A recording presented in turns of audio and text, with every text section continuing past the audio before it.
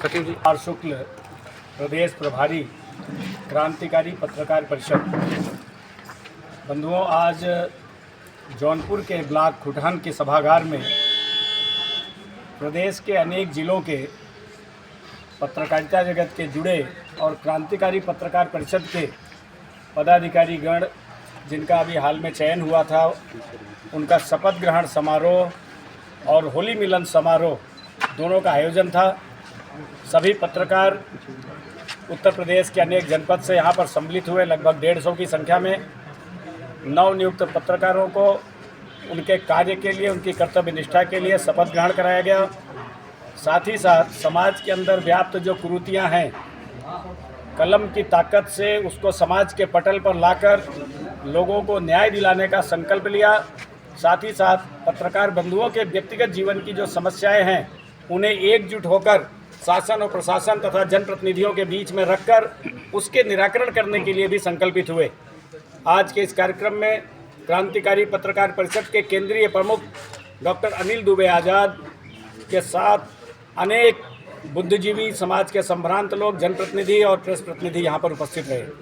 महोदय जी, क्रांतिकारी पत्रकार परिषद का मुख्य उद्देश्य क्या है? क्रांतिकारी पत्रकार परिषद, जो पत्रकार का उद्देश्य है वही क्रांतिकारी पत्रकार का है। कई बार समाज में कार्य करते हुए पत्रकार के सामने भी अनेक चुनौतियों का सामना आता है। ऐसी चुनौतियों को निपटने के लिए एक स्लोगन है कि संघे शक्ति कलयुगे। अगर कोई समस्या बड़ी है, चुनौती बड़ी है, तो उसे बड़ी ताकत में मिलकर लड़ना भी पड़ता है। ऐसे में संपूर्ण देश के अंदर और उत्तर प्रदेश के अनेक जिलों में क्रांतिकारी परिषद काम कर रहा है, जो पुरजोर तरीके से अपने साथी के साथ उसकी समस्या में खड़ा होकर उसको संघर्ष करता है। पत्रकार चौथा स्तंभ कहा जाता है, तो फिर पत्रकार को संगठन बनाने की जरूरत क्या पड़ी? संगठन तो हर जगह है। अगर देखा जाए तो पूरी की पूरी व्यवस्था का नाम ही संगठन है।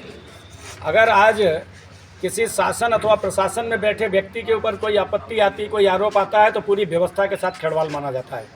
उसी तरह से पत्रकारिता भी एक व्यवस्था का अंग है। उसके भी तमाम साथी उसके अंश हैं और सभी उसके साथ मिलजुल कर इसलिए प्रयास करते हैं। पत्रकारों के साथ लगातार संगठन कार्य कर रहे हैं, लेकिन क्या वो जो संगठन है वह संगठन प्रशासन पे भी कुछ चीज़ें ले जाके बात कर रहे हैं? क्योंकि आए दिन पत्रकारों की हत्याएं हो रही हैं, जिसको लेकर के संगठन तो काम कर रहे हैं, लेकिन अभी तक कोई सरकारी ऐसी नीतियां नहीं बनी है जो पत्रकारों के हक अधिकार की बात करता हो। इस पर पत्रकारों के लिए भी नीतियाँ बनी है, ऐसा नहीं है। प्रत्येक अखबार के मान्यता प्राप्त पत्रकार होते हैं, जिनको सरकार आवागमन के लिए सुविधा देती है, उनको मेडिकल की सुविधा देती है। साथ ही साथ अगर उनकी हत्या होती है या परिवार के साथ कुछ होता है तो उसकी भी व्यवस्था की जाती है। बहुत सारे पत्रकार ऐसे हैं जो मान्यता प्राप्त की श्रेणी में नहीं आते। उसके लिए जो संगठन है, ऑर्गेनाइजेशन, वो अपनी व्यवस्था बनाए। और जैसे बहुत सारी संस्थाएं स्वयंसेवी संस्था के रूप में कार्य कर रही है, वैसे ही 100, 200, 1000 लोग मिलकर अपनी स्वयं की व्यवस्था करें कि किसी पत्रकार के साथ अगर कोई अपरिहार्य कारणों से कोई घटना, दुर्घटना होती है तो सब मिलकर उसका सहयोग कर सकें। धन्यवाद।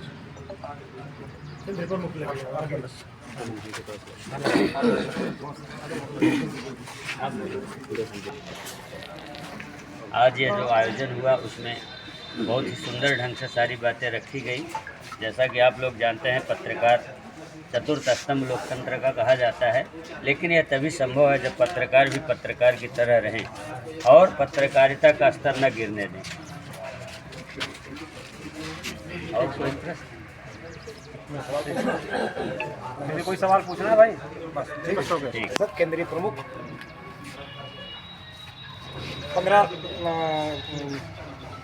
23 जनवरी 2018 को इस संगठन की नींव पड़ी थी और आज कारवां आप लोगों के सामने है। क्योंकि हम नेता नहीं हैं, आप सभी साथी पत्रकार हमारे अंग हैं। आप लोग जान रहे हैं कि आज संगठन उत्तर प्रदेश के लगभग 50 जिले में कार्यरत है। देश के 12 से 13 स्टेट में संगठन काम कर रहा है। आज यहाँ आने का उद्देश्य सिर्फ ये था कि दीपक तले अंधेरा कहा जाता है वो लागू न हो। उत्तर प्रदेश के लगभग सभी जनपदों में कमेटियां काम कर रही हैं, गठित हो रही हैं, सम्मेलन हो रहे हैं, लेकिन जिले में 5 महीने से तैयारी के बाद ये कार्यक्रम आज संपन्न हुआ। और सभी साथियों ने बढ़ चढ़ के हिस्सा लिया। अभी मैं देख रहा था कुछ हमारे वरिष्ठ साथियों से सवाल पूछा जा रहा था। पत्रकार मीडिया इसको लोकतंत्र का चौथा स्तंभ कहा जाता है। किसने कहा चौथा स्तंभ?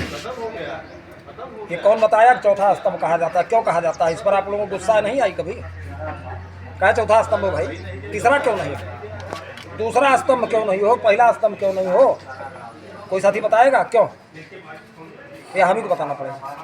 आप ही बताएं। ये इसलिए है कि हम खेमे खेमे में बटे हुए हैं, हम कमज़ोर हैं। एक मिनट का किस्सा भी बताऊंगा।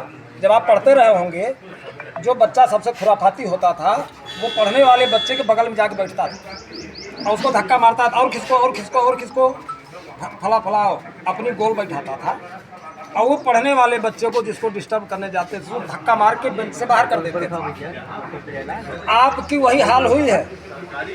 जो भी कार्यपालिका, विधायिका, न्यायपालिका जो भी ये गिरोह बंद होकर के काम कर रहे हैं, आप लोग गिरोह बंद जब तक नहीं होंगे, जब तक आप एकजुट नहीं होंगे, मजबूत नहीं होंगे, अभी तो चौथा है, चौथे के माध्यम से पाँचवें तक चले जाओगे, आपकी गिनती समाप्त हो जाएगी। इसलिए पत्रकारों को जागने की जरूरत है। दुनिया का सबसे जागरूक जीव जो होता है वो पत्रकारिता में आता है और हम सबसे ज़्यादा जागरूक हैं। इसलिए हम नहीं मानते कि हम चौथा स्तंभ हैं, और हम तब तक लड़ाई लड़ेंगे जब तक ये तीनों स्तंभ मिल करके हमको प्रथम स्तंभ नहीं बना देंगे, हमको प्रथम स्तंभ का सम्मान नहीं मिलेगा, तब तक क्रांतिकारी का आंदोलन जारी है।